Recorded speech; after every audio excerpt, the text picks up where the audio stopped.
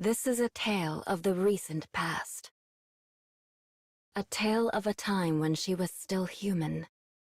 A tale of how flowers were born into the world. You're going to grow up big and strong.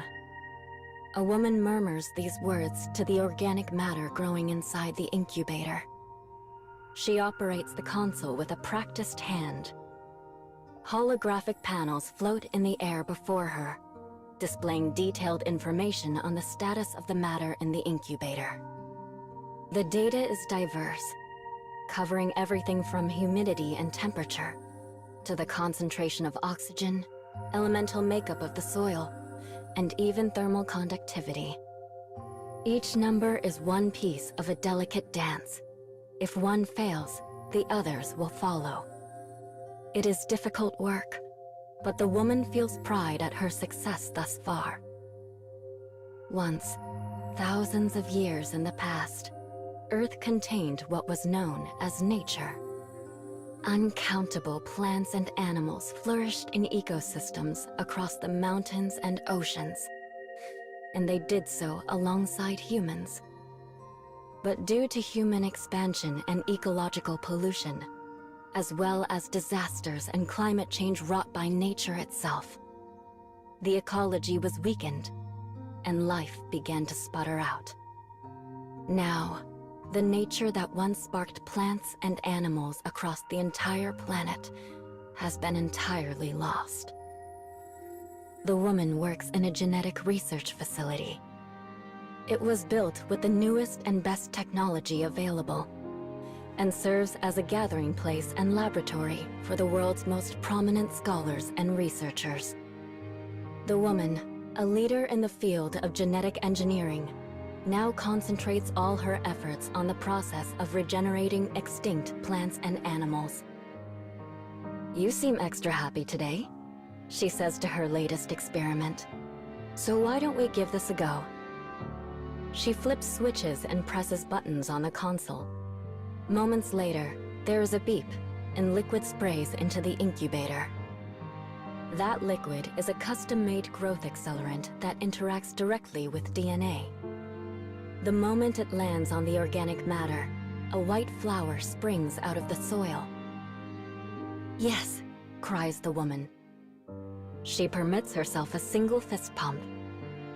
In truth, she wants to leap up and go dancing through the lab. But the fact she is under constant surveillance takes much of the fun out of such spontaneous celebrations. Not to mention her embarrassing incident of long ago. "Brought another one back, did you?" The speaker is a large, muscular man in a lab coat. Though his physique is more appropriate for a soldier, he is actually a talented scientist in his own right. "Honey," says the woman, "I thought you were sleeping. But yes, come here and take a look at this." She and the man have been married for 5 years. They met in this very facility. "It's pretty," murmurs the man as he bends down to get a better look at the incubator. "What's it called?" "I don't know. But according to the literature, they say finding one will grant your greatest wish." Though the woman would be embarrassed to admit as much, this story is the reason she chose to bring the flower back.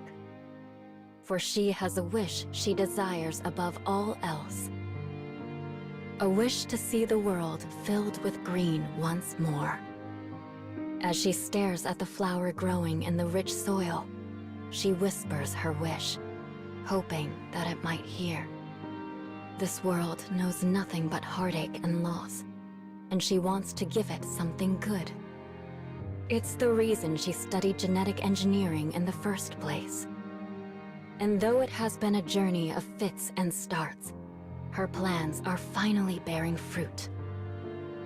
Suddenly, her thoughts are interrupted by the strident howl of an alarm, followed by a red light in the incubator. The two look inside and see the flower rapidly shriveling. "No," says the woman. "No, why is this happening?" She frantically rechecks the information on the panels. The numbers that represent the flower's nutrients are all swiftly decreasing. Hang on, I'm going to raise the values. She pumps additional nutrients into the incubator, twice the normal amount. Liquid gushes out, adjusting the concentration of oxygen and the nutrients within the soil. But the flower continues to fade, its petals falling noiselessly onto the dirt below. Her husband looks at some of the numbers and furrows his brow. Strange. This flower is using far more energy than normal. It's a calm observation, one made from the experience of seeing countless flora wither away in his own experiments. But the woman is in no mood to hear it. I can't let it die, she thinks. Not now. If it dies, my wish dies with it. She doubles down and focuses on the console. More liquid enters the incubator's glowing red interior. Come on, she says through clenched teeth. Come on. I'm not giving up on you now. Finally, the dripping flower begins to grow again, its fallen petals regenerating before their eyes. But it does not stop. A moment later, the flower smashes out of the incubator, sending tendrils and roots coiling across the floor. It almost seems to be searching for something, and it shows no signs of stopping.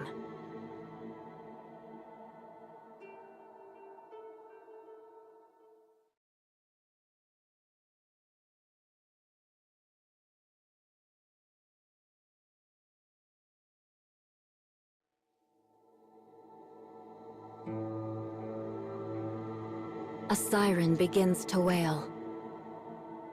The couple presses against a far wall, trying to escape the thing they have unleashed. The flower continues to grow.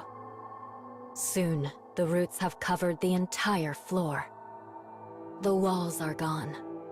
The ceiling is gone. Nearly the entire room is buried in plant matter. Suddenly, several of their fellow researchers force the door open and run into the lab. You guys all right? One of them asks, breathless. We're fine, says the husband. Just used a heavy hand with the growth accelerant is all. The husband explains the situation because his wife is sitting on the floor, too stunned to speak. Their fellow scientists express relief to know the couple is safe. I'm sorry, whispers the woman. God, I'm so sorry. Her husband helps her to her feet and embraces her. It's all right. I'm just glad you weren't hurt. His warmth melts away the tension in her heart. Hey, did you guys see this? It's really interesting. One of their coworkers is tapping the side of the flower's stem. Others soon gather around to make their own observations, intrigued by the situation.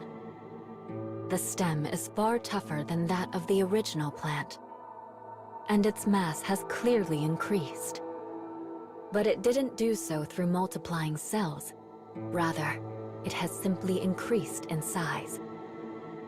Hang on, what's this? One scientist is staring at the petals. Guys, look. I think there's something in here. Wait, it could be dangerous, says the woman. No, it's okay. I'm just going to... Wait, my arm. It's got my arm. The man's voice begins to grow panicked. He's clearly not joking. Suddenly, he lets out a horrifying wail. The other researchers attempt to pry the petals open, but they are hard as stone and won't so much as budge. Help me, screams the man. Oh God, someone help me. The flower begins to pull the man inside. His coworkers desperately try to free him, but they might as well be pulling a mountain. Help. Help me. The man is gone. From inside the now swollen corolla comes the sounds of something straining and cracking. Then it flies open and sprays blood across the entire room. A hunk of flesh, the remains of their coworker, flies out and tumbles across the floor. As they watch, horrified, a new flower springs up from the meat. The germinated flower grows just as rapidly as its kin, causing the meat to shrink at the same time. "My God," says the woman. "It's absorbing the nutrients." With the meat depleted, the flower begins to squirm and writhe across the floor in search of a new source of food. "Run," someone yells. "Get the hell out of here." The researchers dash away as one. The screams continue. The flowers pursue the survivors, slithering over the floor like snakes with petals for heads. Each time one of the petals consumes a victim, a new flower sprouts from the remains. Their numbers grow, and grow, and grow. "Here, hide in here." The husband pulls the woman into a small closet in the corner of the research division. They force their ragged breaths to slow as they try to remain quiet. Outside, the sounds of slithering and screams are everywhere. What have I done? This was my experiment, my flower, and now it's eating people. Was it a dangerous plant that should never have been revived? Was it the fault of the growth accelerant I formulated? Before she can wonder more, her husband pulls her close. Right now, we just need to survive. His embrace drives the fear and doubt from her mind. Her shivering slowly comes to a stop. But the sounds outside continue without pause, and they know they do not have long. Suddenly, her husband lets her go and reaches for the door. "Hang on, honey. I'll be right back." Before she can say anything, he bolts from the closet, seals the door behind him, and runs down the hall while making as much noise as he possibly can. It's clear he's trying to lure them away. "No, please. Please don't leave me here alone."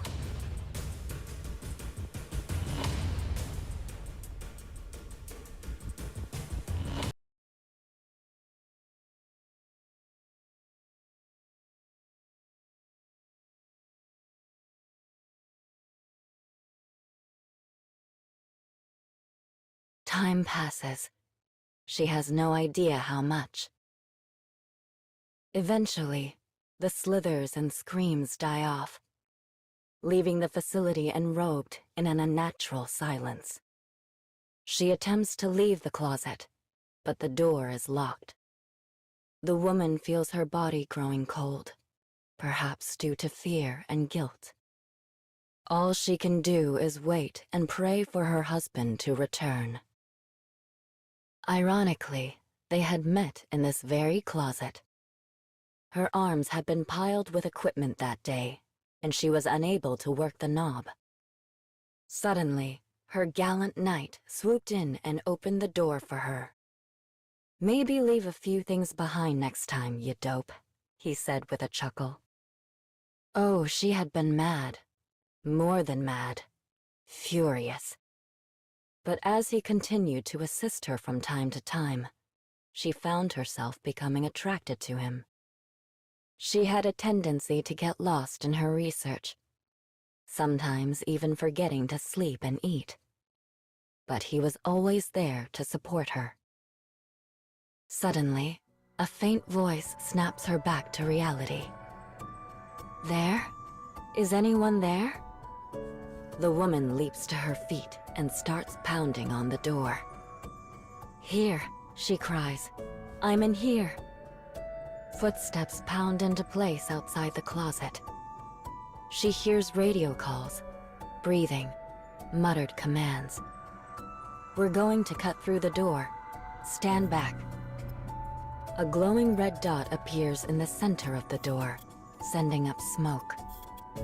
Soon, the high-temperature cutter begins slicing a hole in the steel.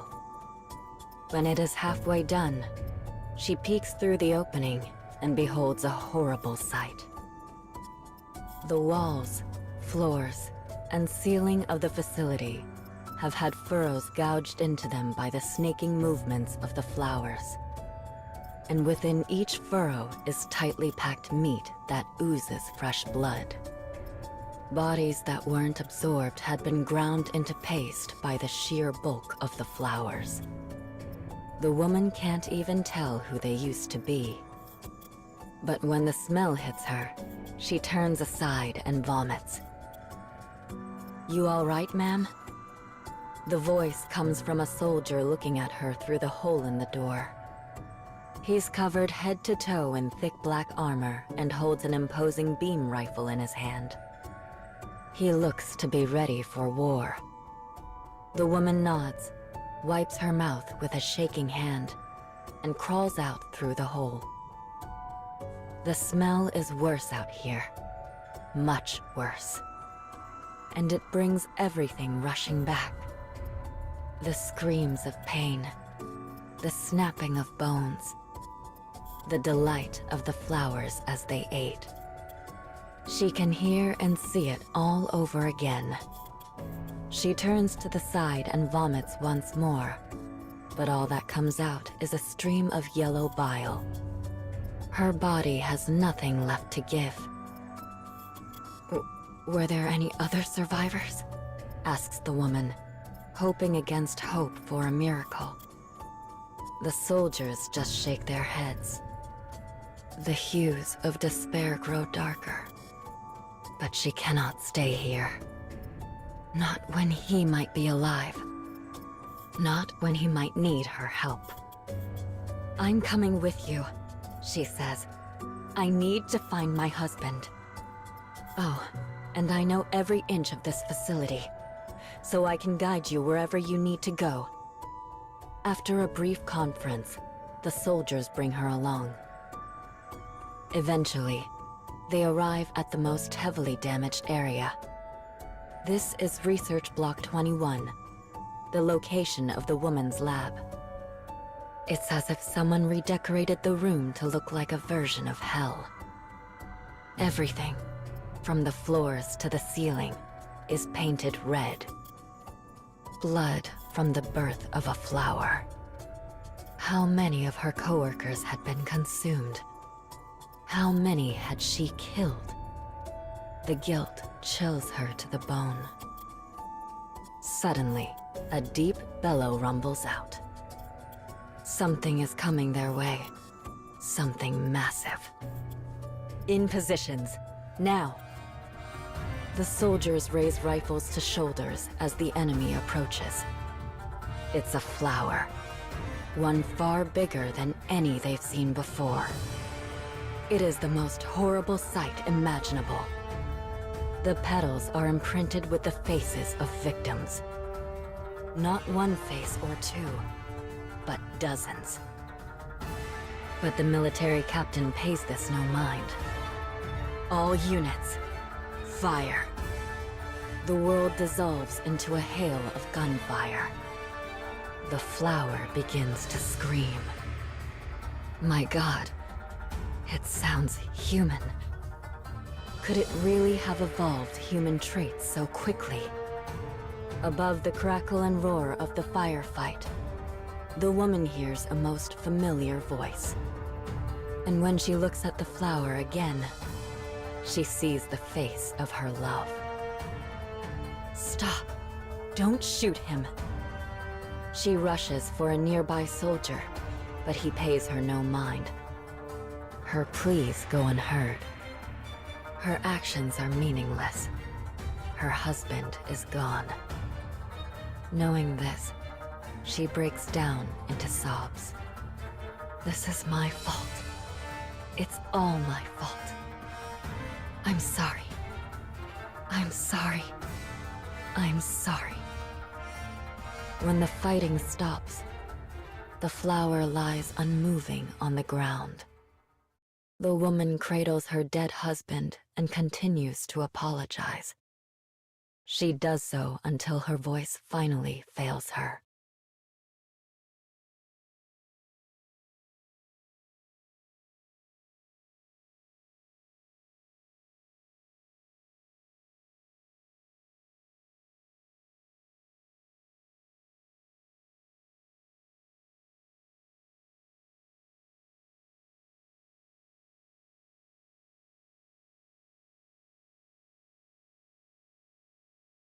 Months go by. They thought they'd dispatched the flowers that day, but they were wrong. Another flower had been found, then another, and another. The flowers sow seeds soon after they are born. It is all anyone can talk about anymore. The news is nothing but death figures and horrible stories.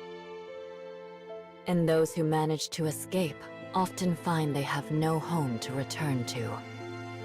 The flowers evolve. They adapt.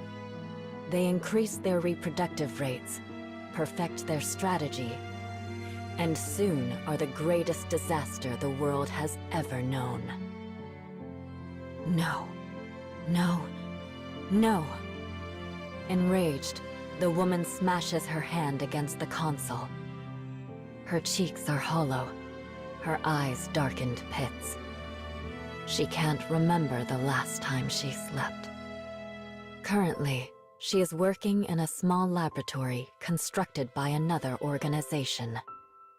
Their only goal is to find a way to stop the flowers. As the sole survivor from the research facility, leadership of this fight had fallen on her shoulders. She was locked away and tasked with analyzing flower carcasses in order to find a chemical solution that could kill them. For a time, it looked like their quest would be successful. But the flowers quickly evolved a resistance to the solution. Each time they created a new chemical, the flowers adapted to counter it. Now, she stands before a flower in a massive incubator. On its petals, she sees the faces of her coworkers and husband. Her mind has whirled with thoughts since that day. Were they things she should not wish for? Did they go against nature? Was all of this technology too powerful for humans?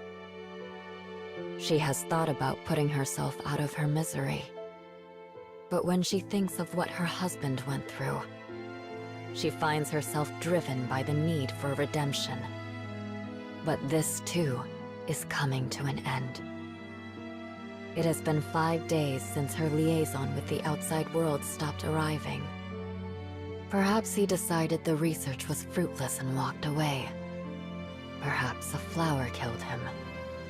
Her food supplies are gone, yet she feels strangely at ease. She wonders idly if her senses are beginning to break down. From a distance, she hears the approaching footsteps of the Reaper. Honey. Her husband floats in the incubator, fully merged with the flower. If she was just doing this to die a failure in the end, it would have been better to become part of the petals with him. But I know you wouldn't give up. She stands up once more, fighting off the despair in her heart. And then, an idea. She fiddles with the console, a faint smile on her face. Perhaps it is folly, or perhaps it is the only way they will ever be able to kill the flowers. Days pass. The liaison never arrives. The woman is skin and bones, barely able to move. She stands before the incubator with an inscrutable expression and stares at the thing inside. There, floating in the tank, is a couple. She had combined the genes of people and flowers to create clones of herself and her husband. With a shaking hand, she operates the console. The liquid in the incubator drains away, and the couple awakens. Your name is F66x. Your name is 063Y. Together, you will eliminate the flowers from this world. The couple nods silently. No matter how many times they might be stricken with despair, no matter how many times they meet a cruel end, they will be reborn again and throw themselves into battle with the hated flowers anew. That is how they will achieve victory, and how the woman will gain her redemption. And so, she gives her cloned self its first order. Kill me. The clone nods silently and wraps its hands around her neck. As fingers tighten, consciousness slips away. Yet the woman wears an expression of utter peace. Decades pass.